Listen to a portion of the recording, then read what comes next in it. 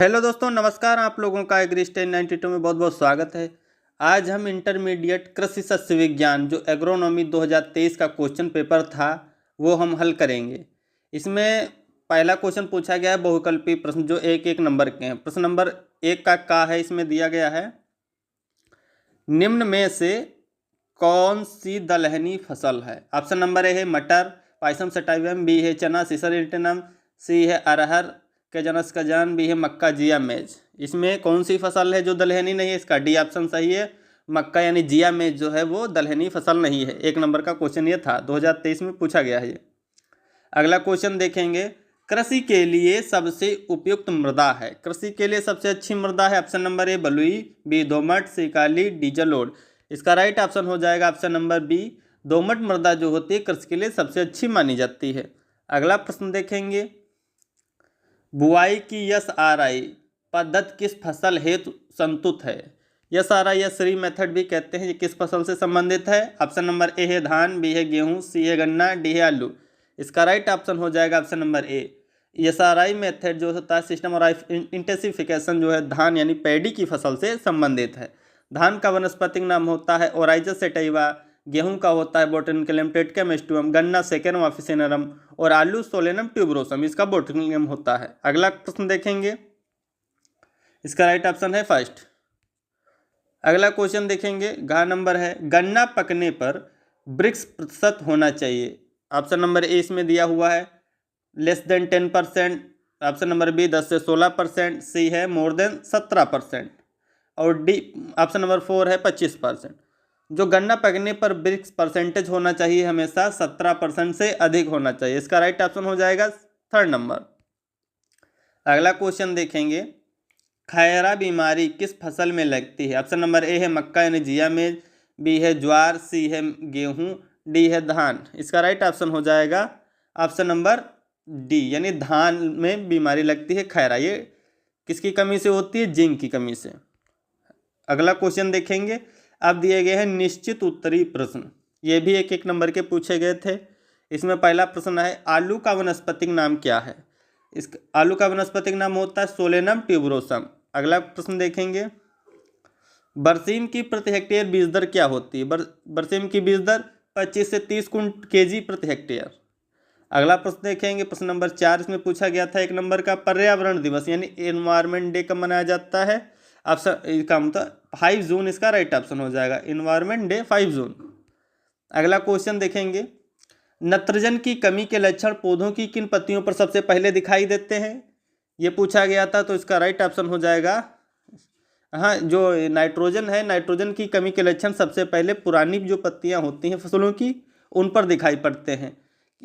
पत्तियां जो होती हैं एक समान रूप से पीली पड़ जाती हैं।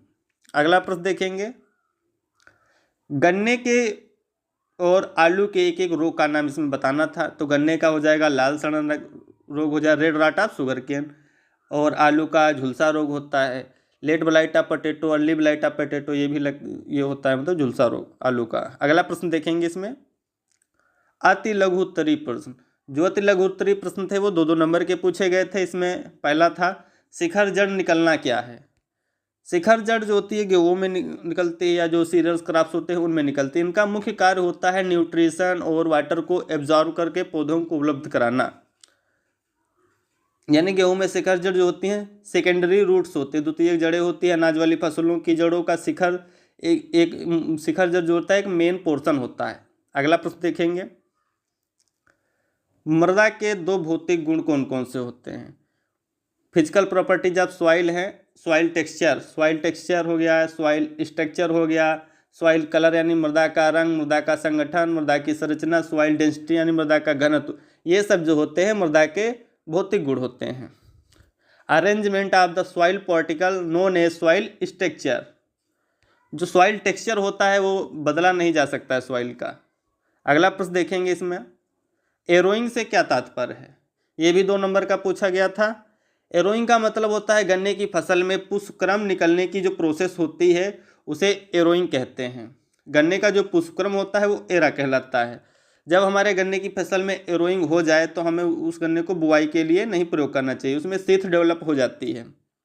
अगला प्रश्न देखेंगे, वनों के क्षेत्र घटने के दो कारण क्या हैं? वनों का क्षेत्रफल जो धीरे धीरे घट रहा है उसका क्या मुख्य कारण हो सकता है, इसको लिखना है आपको। पहला था कि अर्बेनाइजेशन यानी शहरीकरण बढ़ रहा है, जिससे क्या होता है वनों का कटाव हो रहा है। जनसंख्या में वृद्धि होने के कारण भी वनों का क्षेत्रफल जो है घट रहा है। औद्योगिकरण हो गया, इंडस्ट्रियलाइजेशन हो गया, कृषि क्षेत्र में वृद्धि, क्योंकि जनसंख्या बढ़ रही है, उसके उपभोग के लिए हमें ज़्यादा प्रोडक्शन की आवश्यकता होगी। उसके लिए क्या है, हमें कृषि क्षेत्र में वृद्धि करनी पड़ रही है, जिससे जो वनों का एरिया है वो धीरे धीरे घट रहा है। अगला प्रश्न देखेंगे, हरी खाद वाली दो फसलों के नाम। ऑप्शन नंबर ए हो जाएगा, इसमें सनई है, सनई हरी खाद की फसल है। बी ढैंचा है, इसको हरी खाद के रूप में प्रयोग किया जाता है। इसका जो बोटेनिकल नेम होता है सनई क्रोटोलेरिया जिन्सिया होता है, और जो ढैंचा होता है वो सस्बेनिया एकुलेटा होता है। अगला प्रश्न है इसमें अति लघु उत्तरी प्रश्न, ये 4 नंबर के पूछे गए थे अति लघु उत्तरी प्रश्न। इसमें पहला प्रश्न नंबर 12 था, पौधों के लिए आवश्यक पोषक तत्वों का वर्गीकरण कीजिए। कौन कौन से न्यूट्रिशन जो होते हैं पौधों के लिए एसेंशियल हैं, और एक किन्हीं मुख्य पोषक तत्व का हमको टिप्पणी करनी थी। इसमें प्लांट न्यूट्रिशन को हम मुख्य रूप से 3 भागों में बांट सकते हैं। टोटल जो है इसेंशियल न्यूट्रिशन माने गए हैं 17 को हम 3 भागों में बांट सकते हैं। नंबर 1 है बेसिक न्यूट्रिएंट्स, बी है मैक्रो, सी है micro. Basic, macro, micro, basic, macro, micro, इन 3 पोर्शन में बांट सकते हैं। जो बेसिक न्यूट्रिएंट्स होते हैं, कार्बन हो गया, hydrogen, oxygen. Carbon, hydrogen, oxygen basic nutrients, और माइक्रो न्यूट्रिएंट्स में को हम 2 पोर्शन में बांटेंगे, प्राइमरी न्यूट्रिएंट्स और सेकेंडरी न्यूट्रिएंट्स। प्राइमरी में एनपीके नाइट्रोजन, फास्फोरस, पोटास, और जो सेकेंडरी होता है CaMgS यानी calcium, magnesium, sulphur. CaMgS secondary, NPK primary. और जो माइक्रो न्यूट्रिएंट्स होते हैं हमारे वो 8 हैं। आयरन यानी Fe हो गया, मैग्नीशियम यानी जिंक, Zn, कापर हो गया, बोरान हो गया, chlorine, molybdenum, nickel, Ni। Chlorine Cl formula होता है। ये हमारे माइक्रो न्यूट्रिएंट्स हो गए, और आप इनको जो है कॉपी में अच्छे तरह से परिभाषित कर दें।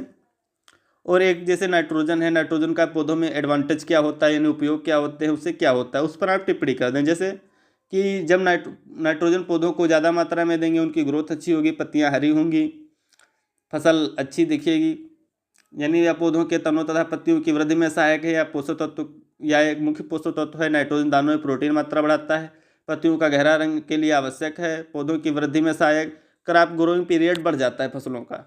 ये नाइट्रोजन पर टिप्पणी होगी, और भी आप बढ़ा सकते हैं। अगला प्रश्न देखेंगे, पर्यावरण प्रदूषण नियंत्रण के उपाय। पर्यावरण प्रदूषण नियंत्रण के उपाय, ये भी प्रश्न जो है 4 नंबर में पूछा गया था। प्रश्न नंबर 13 है, ये बहुत सारे उपाय हैं जिससे हम पर्यावरण पोल्यूशन से बचा सकते हैं पर्यावरण को। आप जैसे ज़्यादा से ज़्यादा पेड़ लगाएं, कम से कम वाहन चलाना, सौर ऊर्जा का उपयोग करना, धूम्रपान छोड़ना, पानी की बचत करना, इलेक्ट्रिक वाहन चलाना, जनसंख्या वृद्धि पर रोक लगाना, जो युद्ध चल रहे हैं देशों में आपसी, उन पर रोक लगाना, वनों के कटाव पर रोक लगाना, मृदा अपरदन को रोकना। इससे क्या होता है, हम इन्वायरमेंट को पोल्यूशन से बचा सकते हैं।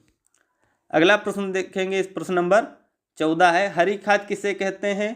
हरी खाद की फसलों के नाम लिखिए।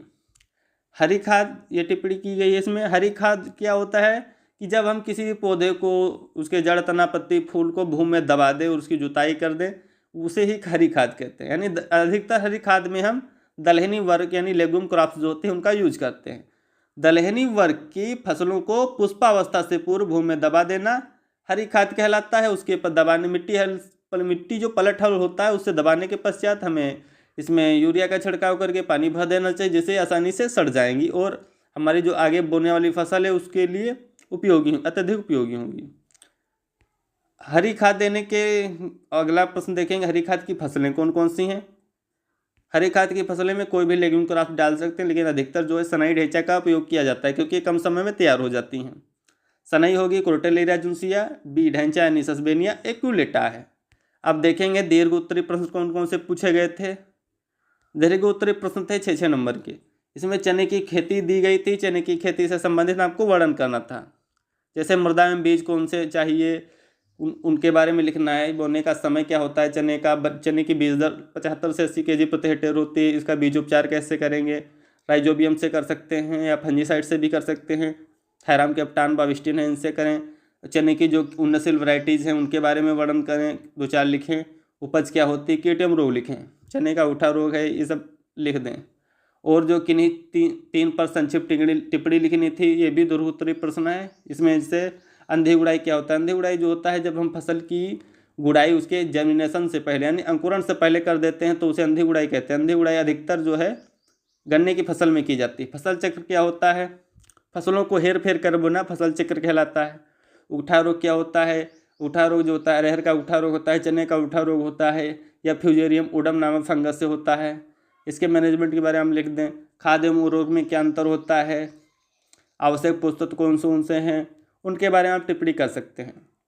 ऐसे ही वीडियो पाने के लिए हमारे चैनल को सब्सक्राइब कर लीजिए। Thanks for watching. Please like and subscribe my channel.